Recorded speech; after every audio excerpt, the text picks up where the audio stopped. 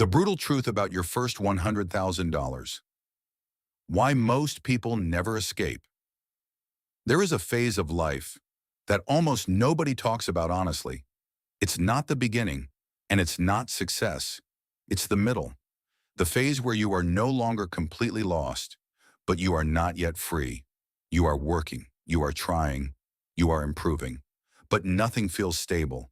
One expense can shake everything. One mistake can set you back months.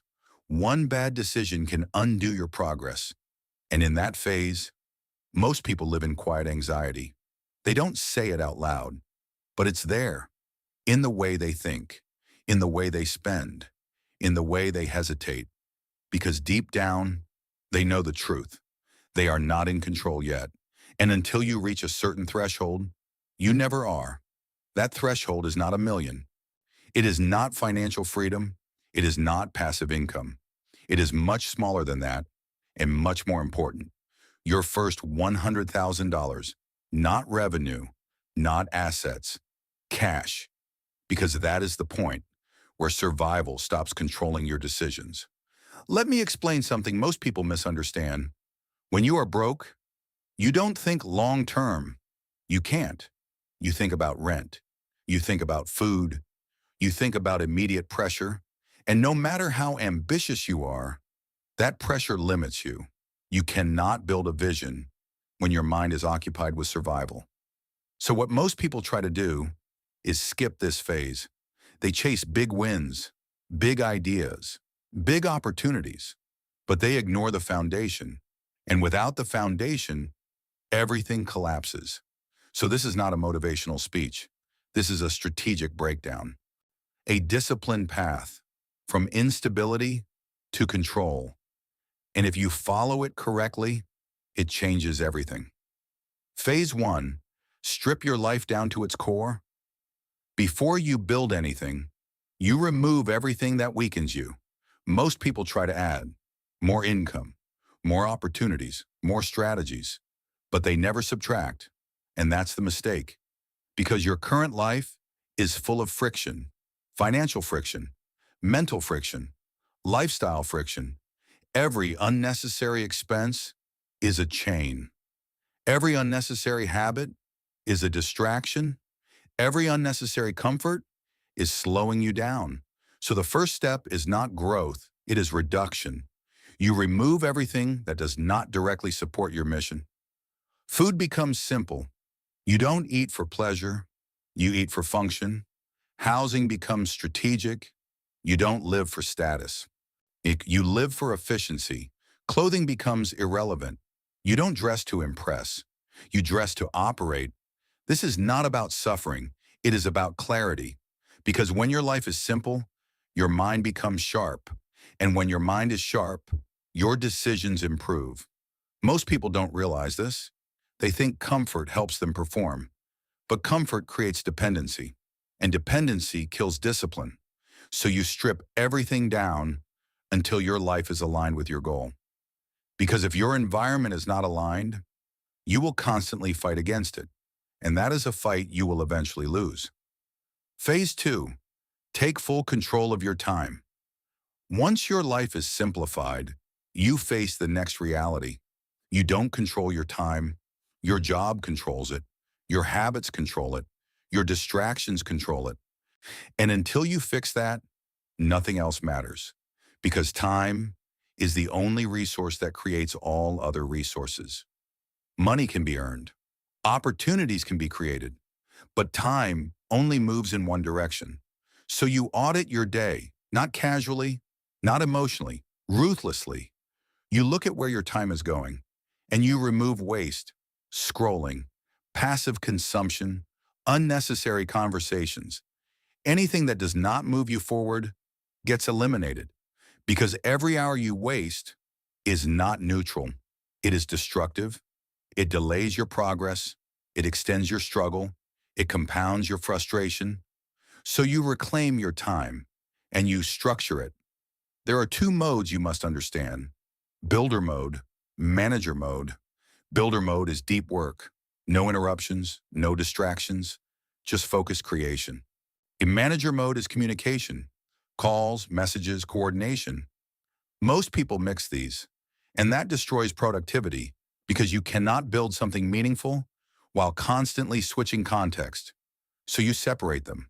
You protect your builder time like it is sacred, because it is. That is where your future is created. Phase 3. Align with existing demand. Now that you have time, you need direction. And this is where most people get lost. They try to figure out what they want to do. That is the wrong approach, because what you want does not determine what gets paid. The market determines that. So instead of asking, what do I want to do? You ask, and what is already working? Where is money already flowing? Because money leaves patterns. Businesses pay for growth. Consumers pay for convenience, status, and/or relief. That's it. So you find a skill that fits into those patterns. Not 10 skills, not multiple ideas. One, because focus creates momentum, and momentum creates income. You choose one skill, one audience, one channel, and you commit. Because the moment you split your attention, you slow down your progress. And speed matters, especially in this phase. Phase 4, enter the iteration loop. This is where everything becomes real, because now you stop thinking and you start doing. Most people stay stuck here. They prepare, they research, they plan, but they don't execute because execution exposes weakness.